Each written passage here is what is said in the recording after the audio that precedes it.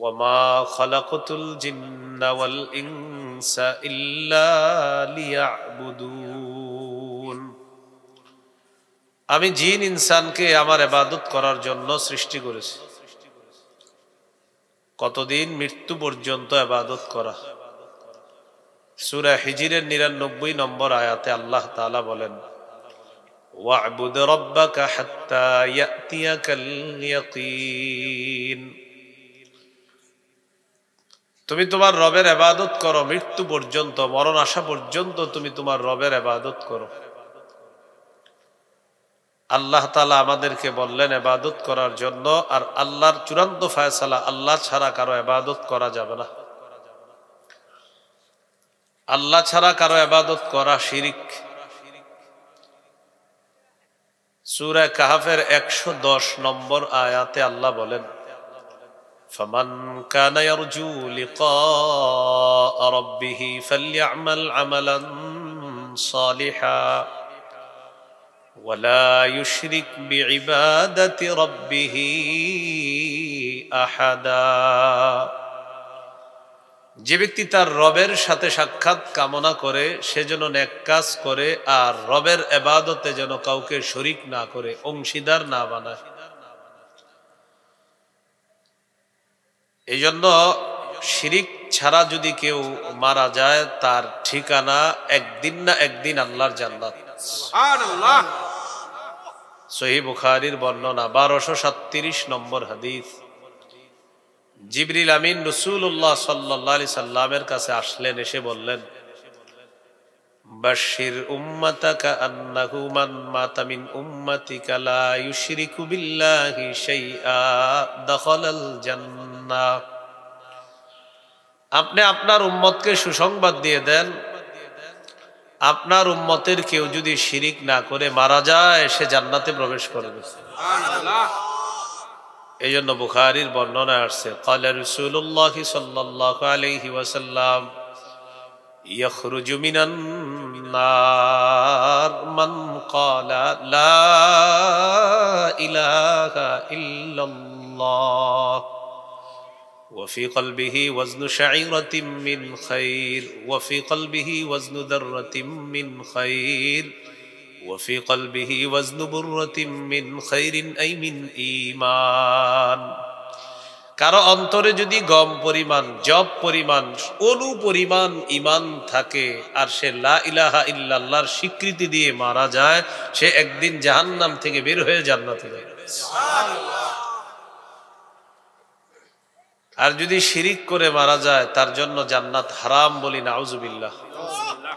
সূরা মাইদার 72 নম্বর আয়াতে আল্লাহ তাআলা বলেন, ইন্নাহু মান ইউশরিক বিল্লাহ ফাকাদ হারামাল্লাহু আলাইহিল জান্নাতা ওয়া মাওয়াহুন নার ওয়া মা লিয-যালিমিনা মিন আনসার।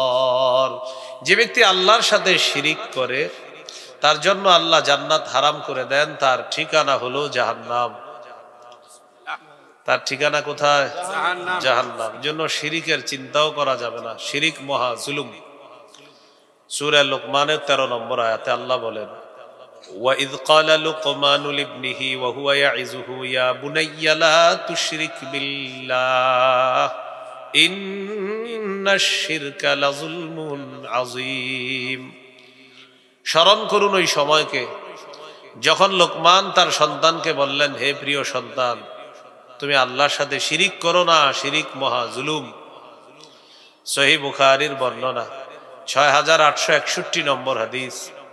عن عبد الله بن مسعود رضي الله تعالى عنه قال قال رجل يا رسول الله أي الذنب أكبر عند الله। এক ব্যক্তি রাসূলুল্লাহ সাল্লাল্লাহু আলাইহি সাল্লামকে প্রশ্ন করলেন, আল্লাহর কাছে সবচেয়ে বড় পাপ কোনটি? فقال رسول الله صلى الله عليه وسلم أن تدعو لله ندا وهو خلقك। আল্লাহ তোমাকে সৃষ্টি করেছেন, এই আল্লাহর সাথে কোনো সমকক্ষ নির্ধারণ করা, কোনো অংশীদার কাউকে ডাকা, এটা হলো সবচেয়ে বড় পাপ। قال ثم أي يا رسول الله, হুজুর এরপর সবচেয়ে বড় পাপ কোনটি? নবীজি বললেন আনতা কুতুলা ওয়ালাদাকা মাখাফাতা আইয়াতআমা মাআক, তোমার সন্তান তোমার খাদ্যে অংশগ্রহণ করবে এই ভয়ে সন্তান হত্যা করা। সন্তান আপনার সাথে খাবে এই ভয়ে সন্তান হত্যা করা। ওই যে এক সন্তান হওয়ার পরে আর 6 বছর সন্তান নেন না, যে টেনশনে কেন, কয় কে খাওয়াবে। এটা আল্লাহর কাছে সবচেয়ে বড় পাপের একটা, শিরিকের পরে। সূরা বানী ইসরাঈলের 31 নম্বর আয়াতে আল্লাহ বলেন ওয়ালা তাকতুলু আওলাদাকুম খাশিয়াতা ইমলাক নাহনু নারযুকুহুম ওয়া ইয়্যাকুম, তোমরা তোমাদের সন্তানদেরকে দারিদ্রতার ভয়ে হত্যা করো না, আমি তাদেরকেও রিজিক দেই তোমাদেরকেও রিজিক দেই। সুবহানাল্লাহ। বলেন আমাদেরকে রিজিক দেয় কে? আল্লাহ। সন্তান যারা আসবে তাদেরকে কে রিজিক দেয়? আল্লাহ। সাহাবী প্রশ্ন করলেন সুম্মা আইয়ুন ইয়া রাসূলুল্লাহ, এরপর সবচেয়ে বড় পাপ কোনটি? নবীজি বললেন আনতুজানি বিহালিলাতি জারিকা, তুমি তোমার প্রতিবেশীর স্ত্রীর সাথে অবৈধ কাজে লিপ্ত হয়ে যাওয়া, ব্যভিচারে লিপ্ত হওয়া, এরপর সবচেয়ে বড় পাপ। হাদিসে 3টি বড় পাপের কথা আসছে। 1 নম্বর পাপটা হলো শিরিক করা। আল্লাহ আমাদেরকে শিরিক থেকে হেফাজত করে, আমিন। তাহলে শিরকি কথা বলবো না, শিরকি কথা শুনবো না, শিরকি কাজ করব না, শিরকি গান শুনবো না, শিরকি মজলিসের পাশ দিয়ে যাব না। আল্লাহ আমাদেরকে হেফাজত করেন, আমিন। এই হলো 1 নাম্বার চূড়ান্ত ফয়সালা, আল্লাহর সাথে শিরিক করা যাবে না, শিরিক মুক্ত ইবাদত করতে হবে। আল্লাহ আমাদেরকে শিরিক মুক্ত ইবাদত করার তৌফিক দান করুন, আমিন। বলেন আমার সাথে, লোক দেখানো ইবাদত, লোক দেখানো ইবাদত ছোট শিরিক, ছোট শিরিক, গোপন শিরিক, গোপন শিরিক, দাজ্জালের চেয়েও ভয়াবহ অপরাধ। দাজ্জালের চেয়ে ভয়াবহ কি শিরিক? গোপন শিরিক বা ছোট শিরিক। বুলুগুল মারাম হাদিসের কিতাব 440 নম্বর হাদিস, قال رسول الله صلى الله عليه وسلم إن أخوف ما أخاف عليكم الشرك الأصغر والرياء। নবীজি বলেন আমি তোমাদের ব্যাপারে সবচেয়ে বেশি ভয় পাই তোমরা ছোট শিরিকের মধ্যে লিপ্ত হয়ে যাবা। ছোট শিরিক হলো রিয়া, লোক দেখানো ইবাদত করা। তোমরা ছোট শিরিকে লিপ্ত হবা, রিয়া, লোক দেখানো ইবাদত। ইয়াকুলুল্লাহু ইয়াউমাল কিয়ামাতি ইযহাবু ইলাল্লাযীনা কুনতুম তুরাউনা ফিদ দুনিয়া। লোক দেখানো ইবাদত যারা করে কিয়ামতের ময়দানে তাদেরকে আল্লাহ তাআলা বলবেন যাও তোমরা তাদের কাছে যাও যাদেরকে দেখানোর জন্য ইবাদত করতা দুনিয়াতে, তাদের কাছে যাও। ফানজুরু হাল তাজিদুনা ইনদাহুম জাযাআ, দেখো তাদের কাছে কোনো প্রতিদান তালাশ করে পাও কিনা। যাদেরকে দেখানোর জন্য ইবাদত করতা তাদের কাছে গিয়ে দেখো কোনো প্রতিদান পাও কিনা, কিয়ামতের মাঠে বলবে। সেটা আওয়াজ করি যারা আমরা আলোচক, এদেরকেও বলবে আল্লাহ তাআলা তুমি ওয়াজ করছো কেন? যে আল্লাহ মানুষ আমাকে বলবে বাহ বাহ কত বড় বক্তা।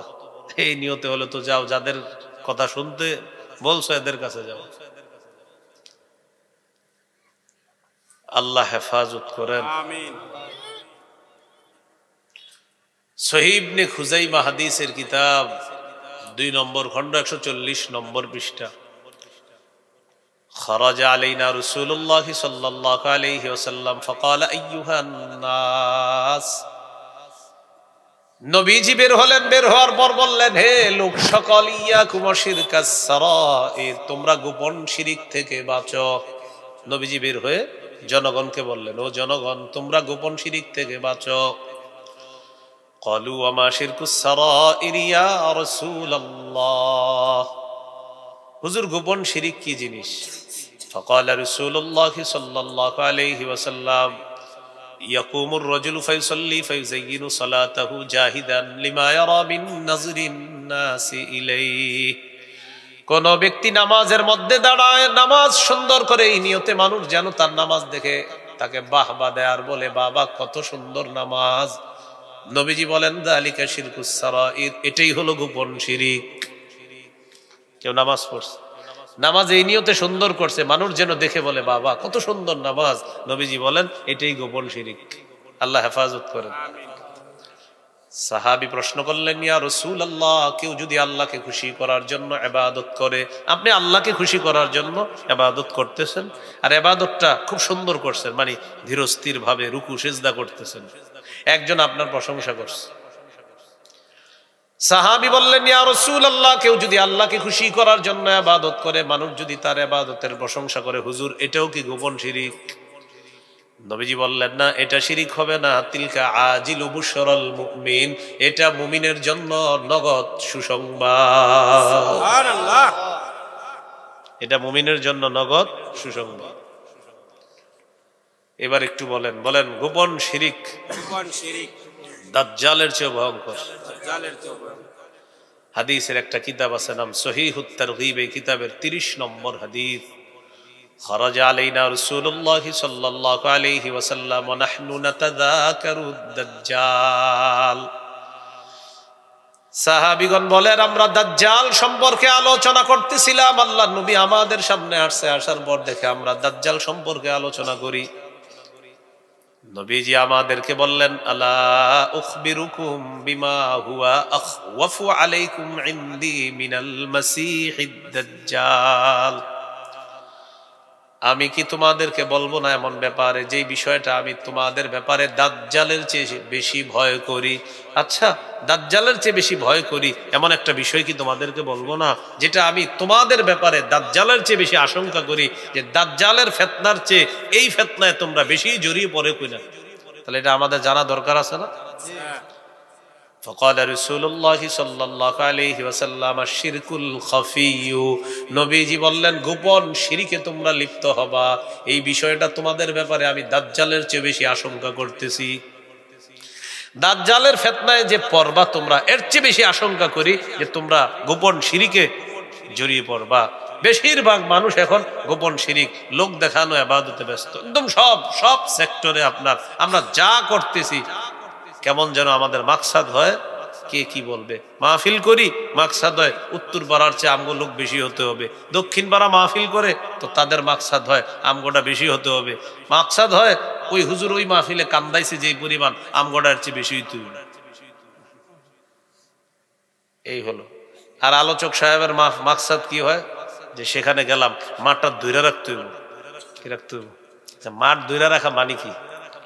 অনেক সময় বলে এলাকা কিন্তু ধরে রাখতে, মাঠ ধরে রাখতে, মাঠ ছাড়া যাবো না। মানে কি মাঠ ছাড়া যাবো না? এটা কি বিষয়টা? মানে বুঝায় যে এই এলাকায় আপনি শুধু ওয়াজ করবেন আর কাউরে আসতে দিবেন না। কেন? যে আল্লাহর কথা বলবে সেই আসবে, যে রসুলের কথা বলবে সেই আসবে। মানে অনেক সময় এরকম বলে, আমি জানেন সাধারণত আমি দূরে যাই না সফরে, তো অনেক সময় বলে অমুক রে আনেন আলোচনা করবে, উনি কোরআন হাদিসের কথা সুন্দরভাবে বলে। তো বলে না আপনার মাঠ নষ্ট করা যাবে না। মাঠ নষ্ট মানে আমি গেলেও কোরআন কথা বলবো, হাদিসের কথা বলবো, উনিও বলবেন। মাঠ নষ্ট আর অনষ্টের কি? এই হলো হালাত। তো এইটা কি আপনার আল্লাহর জন্য কাজ করা? কেন হচ্ছে এমন? আল্লাহ আমাদেরকে হেফাজত করেন। আমিন। ছোট শিরিক, গোপন শিরিকে ম্যাক্সিমাম মানুষ জড়িয়ে আছে। নবীজি এটা আশঙ্কা করছে। এই হলো 1 নাম্বার চূড়ান্ত ফয়সালা, ইবাদত হবে শুধু কার? আল্লাহ। 2 নাম্বার চূড়ান্ত ফয়সালা, ওয়া বিল ওয়ালিদাইনি ইহসানা। পিতা মাতার আনুগত্য করবা, তাদের নাফরমানি করবা না। সহিহ মুসলিমের বর্ণনা 2549 নম্বর হাদিস, 2549। জাআ রাজুলুন ইলা নবিয়্যিল্লাহি সাল্লাল্লাহু আলাইহি ওয়াসাল্লাম। এক ব্যক্তি রাসূলুল্লাহ সাল্লাল্লাহু আলাইহি ওয়াসাল্লামের কাছে আসছে। আসার পর বললেন, উবাইউকা আলাল হিজরাতি ওয়াল জিহাদ আবতাগিল আজরা মিনাল্লাহ। হুজুর, আমি আল্লাহর কাছ থেকে প্রতিদান পাওয়ার আশায় আপনার কাছে হিজরত এবং জিহাদের ব্যাপারে বায়াত হব, এজন্য আসছি। বুঝে আসছিনি সবার? মানে তিনি আল্লাহর কাছে পরিপূর্ণ প্রতিদান চায়, এজন্য নবীজির কাছে আসছে জিহাদ এবং হিজরতের বায়াত হবে। فقال رسول الله صلى الله عليه وسلم هل من والديك احد حي। নবীজি বললেন, তোমার মা বাবা দুইজনের কেউ জীবিত আছে কিনা? সাহাবী জবাব দিলেন, বাল কিলাহুমা, হুজুর দুইজনই জীবিত আছে। নবীজি বললেন, ফাহাল তাবতাগিল আজরা মিনাল্লাহ, তুমি আল্লাহর কাছ থেকে যদি পরিপূর্ণ প্রতিদান কামনা করো, ফারজি ইলা ওয়ালিদাইকা ফাআহসিন সুহবাতাহুমা, মা বাবার কাছে ফিরে যাও, তাদের সাথে উত্তম আচরণ করো, এটার মাধ্যমেই আল্লাহ তাআলা তোমাকে পরিপূর্ণ প্রতিদান দিয়ে দিবেন। সহিহ বুখারীর বর্ণনা 3004 নম্বর হাদিস। জাআ রাজুলুন ইলা রাসূলিল্লাহি সাল্লাল্লাহু আলাইহি ওয়াসাল্লাম ফাস্তাআযানাহু ফিল জিহাদ। এক ব্যক্তি রাসূলুল্লাহ সাল্লাল্লাহু আলাইহি সাল্লামের কাছে এসে জিহাদের অনুমতি চাইলেন। ফাকালা রাসূলুল্লাহি সাল্লাল্লাহু আলাইহি ওয়াসাল্লাম আহাইয়ুন ওয়ালিদাক, নবীজি বললেন তুমি জিহাদ করতে চাও, তোমার মা বাবা দুইজনের কেউ জিন্দা আছে কিনা? সাহাবী জবাব দিলেন, জি হুজুর, দুইজনই জিন্দা আছে। নবীজি বললেন, ফাফিহিমা ফাজাহিদ, তুমি তোমার মা বাবার সেবা করার মাধ্যমে জিহাদ করো, এটাই আল্লাহর পক্ষ থেকে জিহাদের প্রতিদান পেয়ে যাবা। মুসনাদে আহমদ 15538 নম্বর হাদিস। নবীজির একজন সাহাবী নাম জাহিমা, বলেন কি নাম? জাহিমা। আবার জাহিমা। জাহিমা।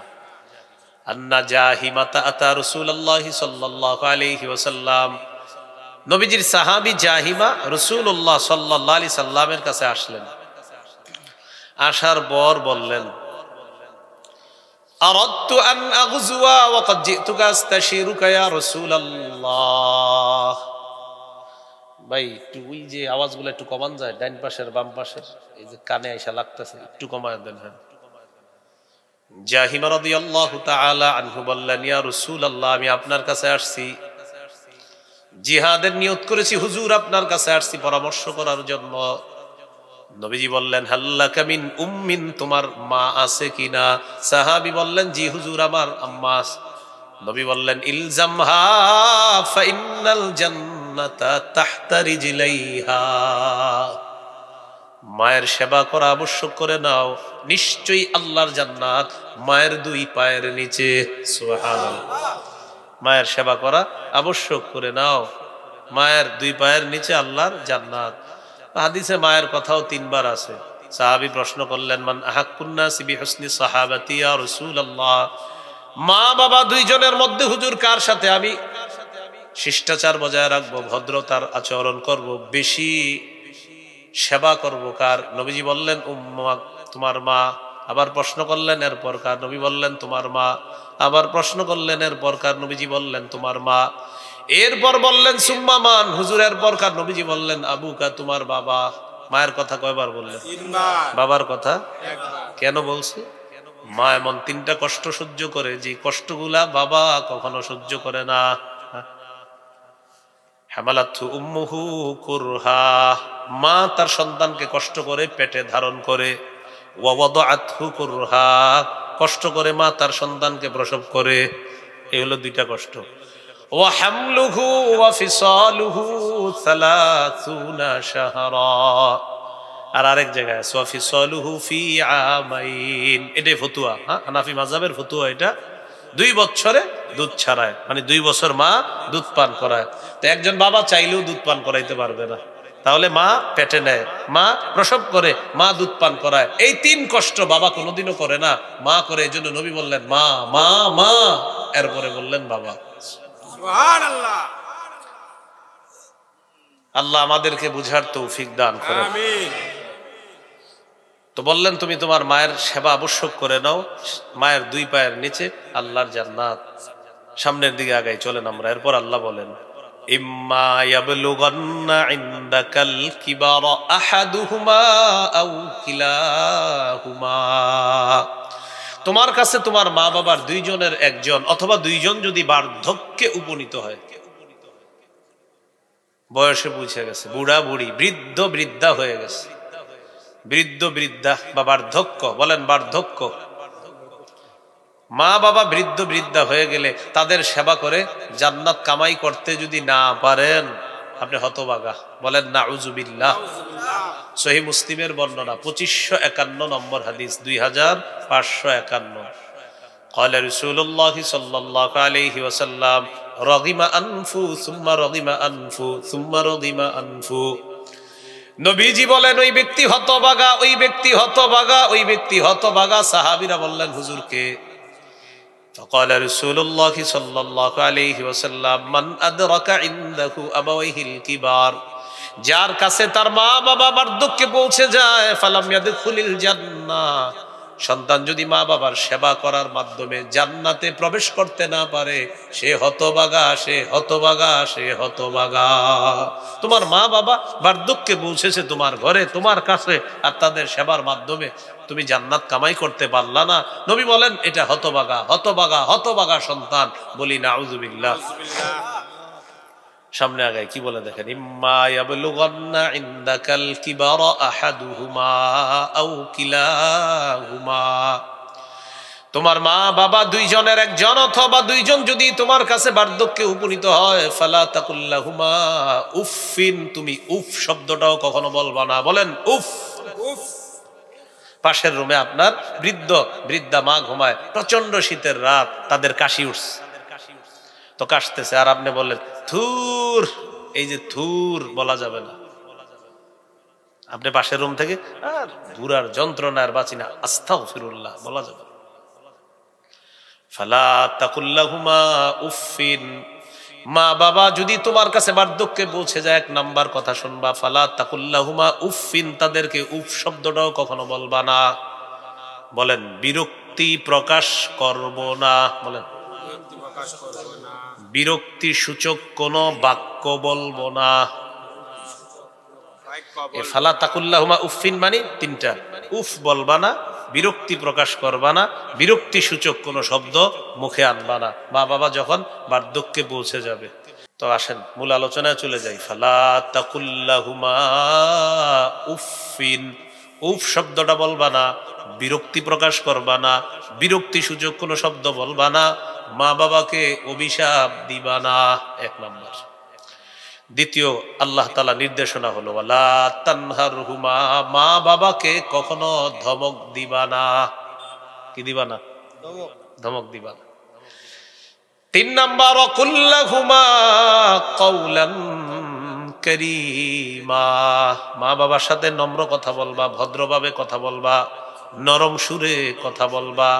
আপনি শহরে থাকেন, বেড়াইতে আসছেন, মানে বেড়াইতে বলতে বাড়িতে ছুটিতে আসছেন, আপনার বুড়া মা বাবা তারা কি চায় জানেন? ছেলে আসছে, পানের বাটাটা নিয়ে আপনার সামনে বসবে, বসার পর বলবে বাজান একটু বস, কথা আছে, আপনার বসায়া এই দুনিয়ার কথা বলবে। এমনও হইতে পারে যে কথাগুলো আপনার জানা আছে, মানে এমনি বলতেছে, আপনি মন দিয়ে শুনবেন, খুব গুরুত্ব দিয়ে শুনবেন, বুঝাবেন আব্বা জি, আর বলবেন জি আব্বা বলেন, জি আম্মা বলেন, দোয়া কামাই করতেছেন, দোয়া দোয়া দোয়া কামাই করতেছেন। কথা বলতেছে না, বলতেছে আমাকে পুকুরটাই করতে হবে, জমিটাই করতে হবে, মানে আপনি কিন্তু সব জানেন, তারপরে বলতেছে ওই মন চায় আর কি, একটু পাইছে তো আপনারে, মন চাই একটু কথা বলি। এই যে ওনার মন চাইতেছে আপনার আব্বা আম্মার, আপনারা তো পায় না, মোবাইলও ভালো বুঝে না যে একটু আপনার সাথে কথা বলবে, তাই অনেকদিন পরে আসছেন, চায় যে আপনার সামনে বসে একটু কথা বলবে। তো আল্লাহ তাআলা বলেন ওয়াকুল্লাহুমা কাওলান কারীমা, নম্র সুরে কথা বলবা, ভদ্রভাবে কথা বলবা। কারণ তুমি ছোটবেলায় একটা কথা 100 বার বলছো, চিপস আইসক্রিম কতবার চাইছো, তোমার আব্বা আম্মা একবারও রাগ করে নাই। এখন তারা বার্ধক্যে পৌঁছেছে, শিশুদের মতো হয়ে গেছে, এক কথা বারবার বলতেই পারে, তুমি হাসি মুখে সব শুনবা আর সুন্দর কথা বলবা। 4 নাম্বার ওয়াখফিদ লাহুমা জানাহাদ দুল্লি মিনার রাহমা, নম্র আচরণের মাধ্যমে তাদের সামনে বিনয়ী হও, দয়ার ডানা বিছিয়ে দাও। 5 নাম্বার ওয়াকুর রব্বির হামহুমা কামা রব্বায়ানি সগীরা, যতবার দুনিয়াতে দোয়া করবেন ততবার এটা বলবেন, বলেন রব্বির হামহুমা কামা রব্বায়ানি সগীরা। পৃথিবীতে যতবার দোয়া করব এই দোয়াটা করব, হে আমার রব, আমার মা বাবা যেমন শৈশবে আমাকে লালন পালন করেছে, কত মায়া করে যত্ন করে, মাবুদ তেমনি ভাবে আপনি দয়া করে মায়া করে আমার আব্বা আম্মার প্রতি দয়া করেন, রহম করেন। কামা বলছে না, কামা কামা রব্বায়ানি, কামা যেভাবে আমাকে, তো আমাকে যেভাবে ছোটবেলা আপনার আব্বা আম্মা কিভাবে বলছে, খুব যত্ন করে মায়া করে, আল্লাহ যেভাবে শৈশবে আমাকে আমার মা বাবা আদর করে যত্ন করে লালন পালন করছে, আল্লাহ আপনি আমার আব্বা আম্মাকে এইভাবে একটু মায়া করে দয়া করে তাদের প্রতি রহম করেন। তো মা বাবার জন্য দোয়া করবেন, আর দুনিয়াতে বেঁচে থাকলে তাদের দোয়া কামাই করবেন। হ্যাঁ, তাদের দোয়া কি করবেন? কামাই করবেন। আবু দাউদের হাদিস 1536 নম্বর হাদিস, قال رسول الله صلى الله عليه وسلم ثلاث دعوات مستجابات لا شك فيهن। তিন ব্যক্তির দোয়া কবুল হওয়ার ব্যাপারে কোনো সন্দেহ নাই। কয় ব্যক্তি? তিন ব্যক্তি। এক নম্বর দাওয়াতুল ওয়ালিদ, মা বাবার দোয়া। দুই নম্বর ওয়া দাওয়াতুল মুসাফির, মুসাফিরের দোয়া। তিন নম্বর ওয়া দাওয়াতুল মাজলুম, মাজলুমের দোয়া। এই তিন ব্যক্তির দোয়া কবুল হওয়ার ব্যাপারে কোনো সন্দেহ নাই, তাদের দোয়া কবুল হয়ে যায়। এক্ষেত্রে মনে রাখবেন মা বাবার বদদোয়াও কবুল হয়ে যায়, তাই বদদোয়া কামাই করা যাবে না। আল্লাহ হেফাজত করেন। ছেলে যারা আছেন বলেন, বাবার সাথে দিনের বেলা রাস্তায় যখন হাঁটবো, বাবা সামনে হাঁটবেন, আমি পিছনে হাঁটবো।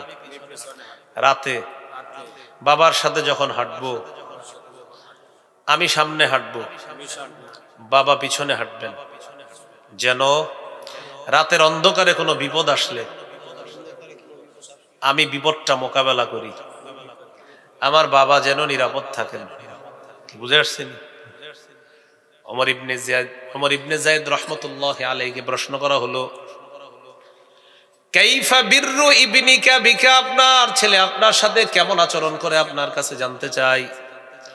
ওমর ইবনে যায়েদ রাহমাতুল্লাহি আলাইহি জবাব দেন, মা মাশাইতু নাহারান ইল্লা ওয়া হুয়া খালফি, আমি যখন দিনের বেলা পথ চলি আমার ছেলেটা আমার পিছনে থাকে। ওয়ালা মাশাইতু লাইলান ইল্লা মাশা আমামি, আমি যখন রাতে পথ চলি আমার ছেলেটা আমার সামনে চলে, আমাকে সেফটি দেয়, আমাকে নিরাপত্তা দেয়। ওয়ালা রাকিয়া সাকফান ওয়া আনা তাহতা, আমি নিচে থাকলে আমার ছেলেটা কখনো বাসার ছাদে ওঠে না। আমি নিচে আছি, ছেলে বাসার ছাদে ওঠে না, কারণ বাবা নিচে, আমি ছাদে উঠি কিভাবে? এটা ভদ্রতা, এটা শিষ্টাচার, গুনাহ হবে না। আপনার আব্বা নিচে থাকলে আপনি ছাদে উঠবেন, এটা কেউ বলবে না যে হারাম কাজ করছেন। কিন্তু উনি বলতেছে আমি নিচে থাকলে ও কখনো ছাদে ওঠে না, যে আব্বা নিচে, কেমনে ছাদে উঠি? আবু হুরায়রা রাদিয়াল্লাহু তাআলা পৃথিবীর সমস্ত সন্তান যারা আছি আমরা, আমাদেরকে গুরুত্বপূর্ণ তিনটা কথা বলছেন। লা তুসাম্মিহি বিসমিহি, বাবার নাম ধরে কখনো ডাকবা না। ওয়ালা তামশি আমামা, বাবার সামনে কখনো চলবা না। ওয়ালা তাজলিস ক্বাবলা, বাবার সামনে কখনো বসবা না। আল্লাহ আমাদেরকে ভদ্রতাগুলা বজায় রাখার তৌফিক দান করেন। আসলে উদ্দেশ্য হলো আব্বা আম্মাকে যথাসম্ভব খুব ভদ্রভাবে তাদের সাথে চলাফেরা করা, কোনোভাবে যেন আমাদের দ্বারা কোনো বেয়াদবি না হয়ে যায়। আল্লাহ আমাদেরকে তাদের বদদোয়া থেকে হেফাজত করেন। গুরুত্বপূর্ণ কথা সেটা হলো, মা বাবা যদি আপনাকে নাফরমানির কথা বলে সেক্ষেত্রে কি করবেন? বলেন, ভদ্রতার সাথে তাদের এই কথা প্রত্যাখ্যান করতে হবে। মা বাবা নাফরমানির কথা বললে ভদ্রতার সাথে এটা কি করতে হবে? প্রত্যাখ্যান।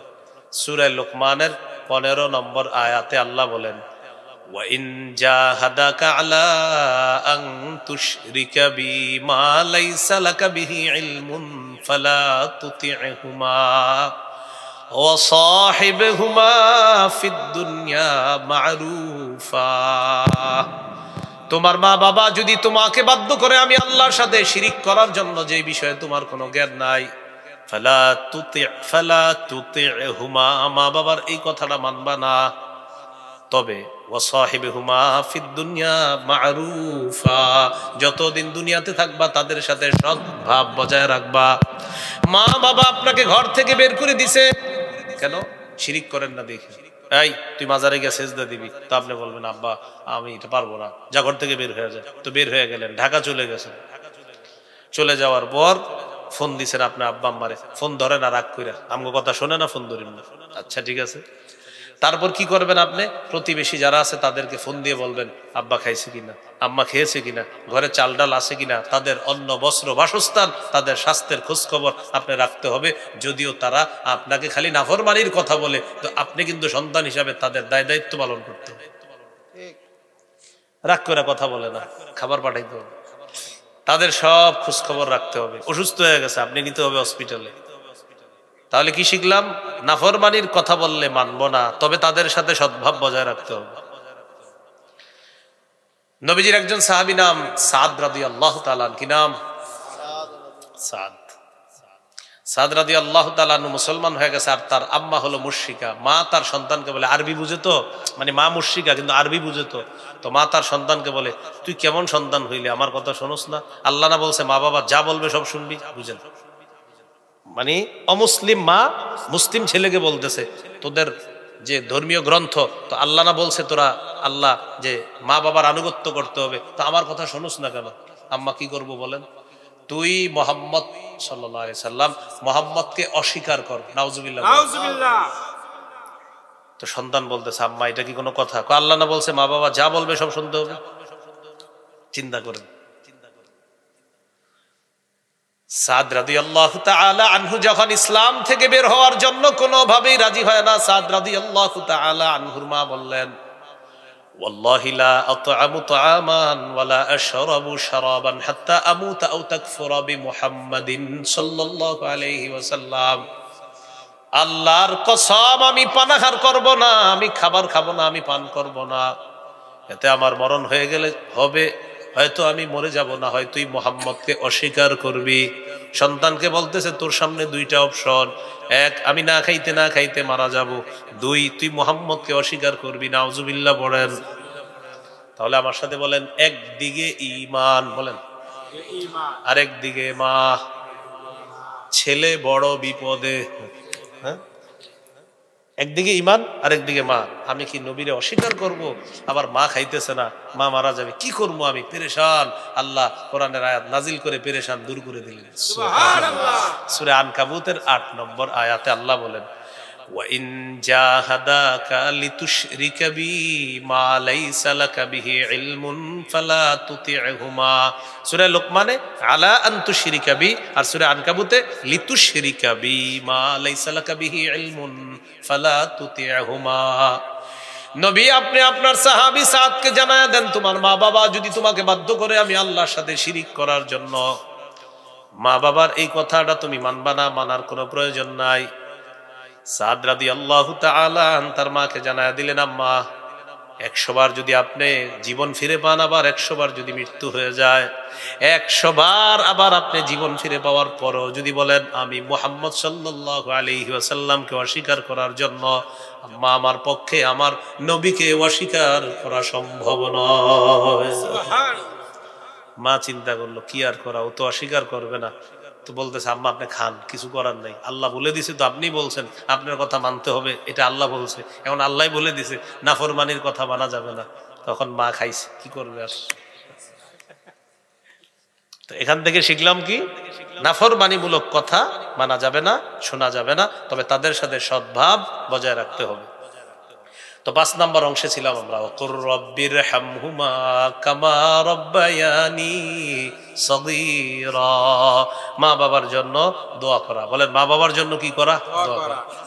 আবু লাহাবের সন্তান ছিল, সম্পদ ছিল, বড় গর্ব করতে এগুলা নিয়ে। সূরা লাহাবের 2 নম্বর আয়াতে আছে, দেখবেন, মা আগনা আনহু মালুহু ওয়া মা কাসাব। আবু লাহাবের সম্পদ, আবু লাহাবের সন্তান তার কোনো কাজে আসে নাই।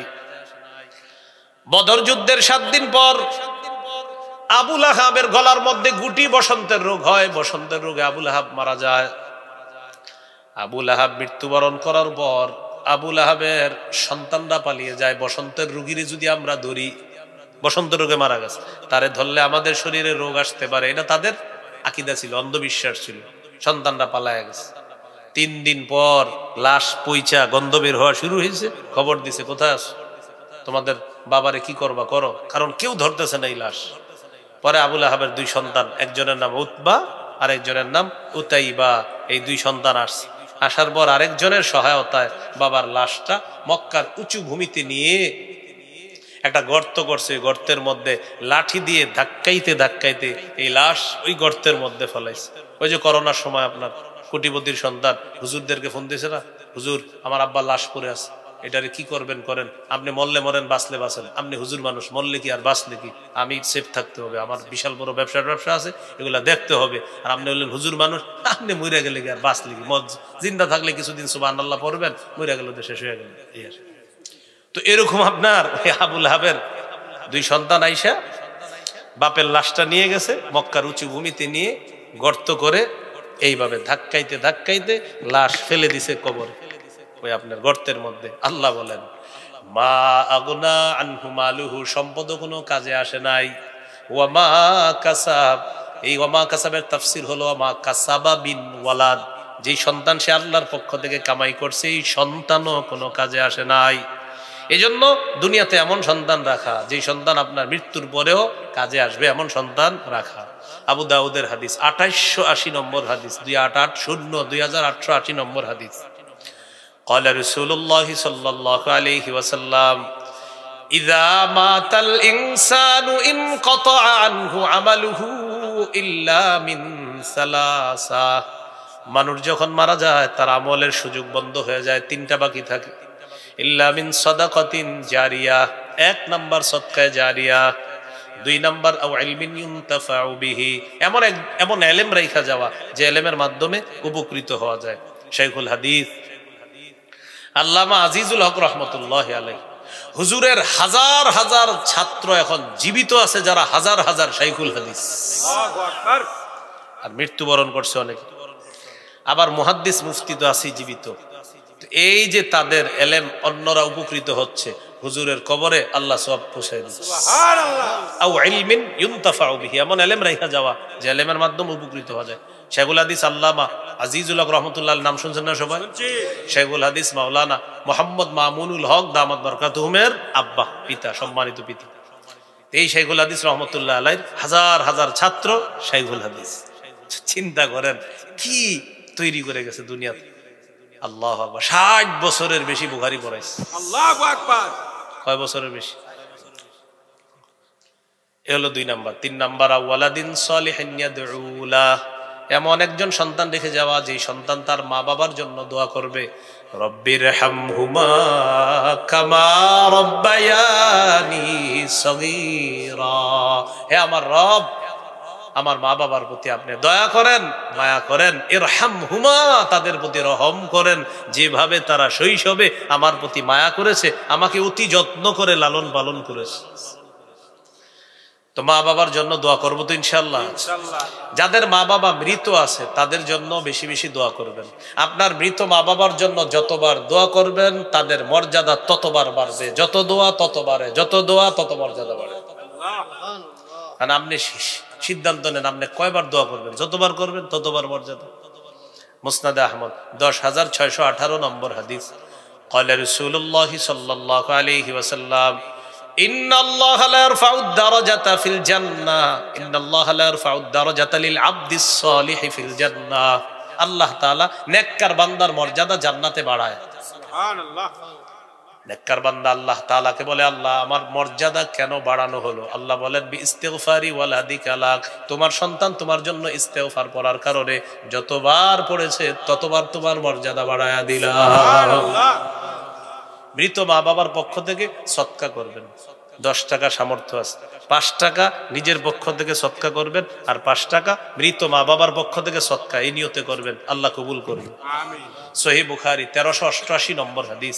এক সাহাবী নবীজির কাছে এসে বললেন, ইন্না উম্মি উকতুতিলাত নাফসুহা ইয়া রাসূলুল্লাহ, ইয়া রাসূলুল্লাহ আমার আম্মা হঠাৎ মারা গেছে, আযুন্নুহা লাউ তাকাল্লামাত লা তাসাদ্দাকাত, আমার বিশ্বাস আমার আম্মা কথা বলতে পারলে তিনি দান সদকা করতে বলতেন। হুজুর হাল্লাহা আজরুন ইন তাসাদ্দাকতু আনহা, আচ্ছা আমি যদি আমার মায়ের পক্ষ থেকে সদকা করি প্রতিদান পাবে কিনা? নবীজি বললেন অবশ্যই, তোমার মৃত মায়ের পক্ষ থেকে সদকা করলে প্রতিদান সে পাবে। সুবহানাল্লাহ।